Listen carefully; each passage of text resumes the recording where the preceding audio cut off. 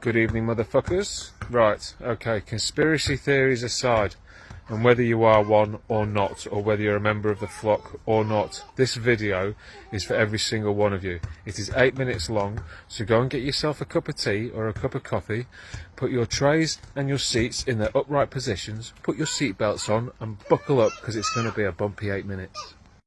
Even some of the awake people on this planet don't realise how close this technology is to our doorsteps. And I keep telling you that it's already here. Well, here it is from the horse's mouth. Oh, and just before I start the video, this will eventually be linked to your central bank digital currency. Make sure you're sitting down. Here we go. Hello, everybody. I'm Nicholas Thompson. I'm the CEO of The Atlantic, and I will be your moderator today. We are going to have an incredible session. Star of the show is Nita Farahany. She is a futurist and legal ethicist at Duke. And she's so smart and so interesting. You're going to learn a ton. This is how it's going to work. We're going to watch a short video. She's going to come on stage and talk. And then we're going to do a little Q&A, questions from the audience. And that'll be a wrap. And you'll leave enlightened and excited. So first off, a video. It's going to make you see the future and understand a wonderful future where we can use brainwaves to fight crime, be more productive, and find love. Let's roll. You're in the zone. Even you can't believe how productive you've been. Your memo is finished, your inbox is under control, and you're feeling sharper than you have in a decade. Sensing your joy, your playlist shifts to your favorite song, sending chills up your spine as the music begins to play. You glance at the program running in the background on your computer screen and notice a now familiar sight that appears whenever you're overloaded with pleasure. Your theta brainwave activity decreasing in the temporal regions of your brain. You mentally move the cursor to the left and scroll through your brain data over the past few hours. You can see your stress levels rising as the deadline to finish your memo approached, causing a peak in your beta brainwave activity right before an alert popped up telling you to take a brain break. But what's that unusual change in your brain activity when you're asleep? It started earlier in the month. You send a text message to your doctor with a mental swipe of your cursor. Could you take a quick look at my brain data? Anything to worry about? Your mind starts to wander to the new colleague on your team, whom you know you shouldn't be daydreaming about, given the policy against intra-office romance. But you can't help fantasizing just a little. But then you start to worry that your boss will notice your amorous feelings when she checks your brain activity and shift your attention back to the present. You breathe a sigh of relief when the email she sends you later that day congratulates you on your brain metrics from the past quarter, which have earned you another performance bonus. You head home jamming to the music with your work-issued brain-sensing earbuds still in.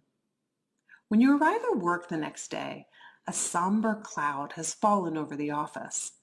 Along with emails, text messages, and GPS location data, the government has subpoenaed employees' brainwave data from the past year. They have compelling evidence that one of your coworkers has committed massive wire fraud. Now, they're looking for his co-conspirators. You discover they are looking for synchronized brain activity between your coworker and the people he has been working with. While you know you're innocent of any crime, you've been secretly working with him on a new startup venture. Shaking, you remove your earbuds.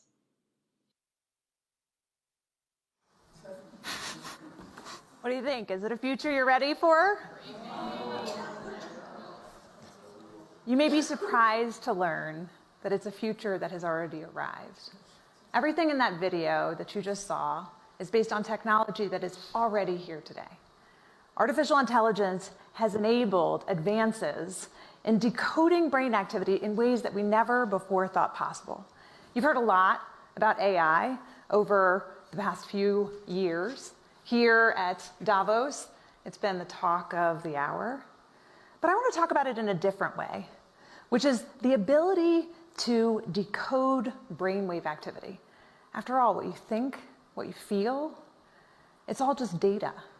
Data that in large patterns can be decoded using artificial intelligence.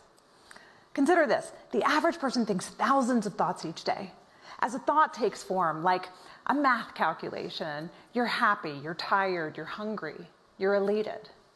Neurons are firing in your brain, emitting tiny electrical discharges.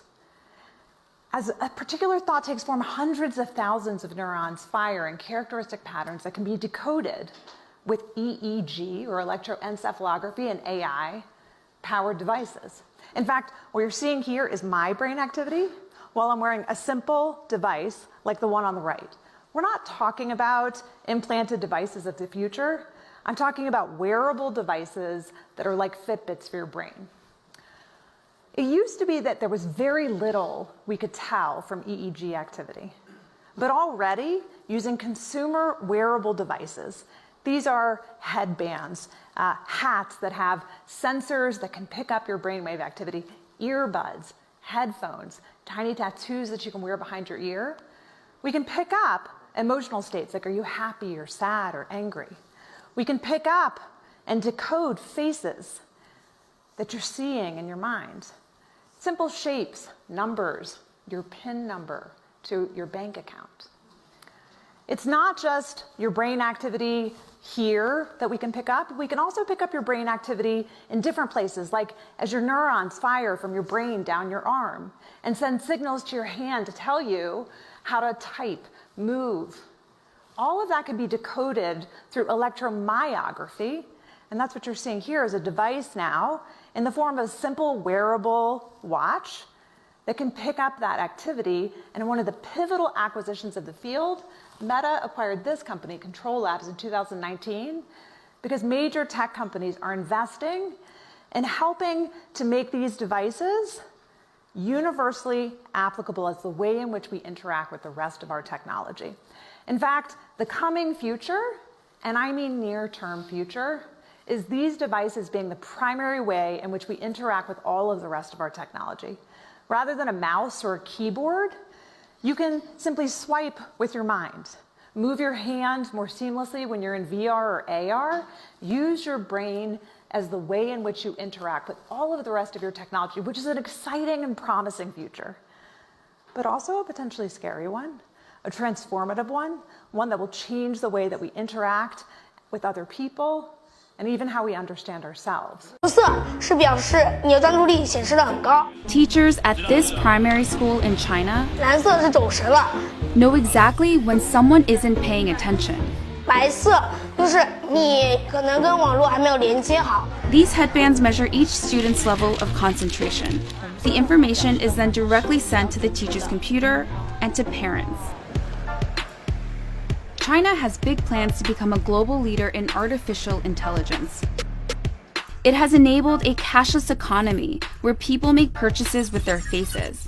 A giant network of surveillance cameras with facial recognition helps police monitor citizens.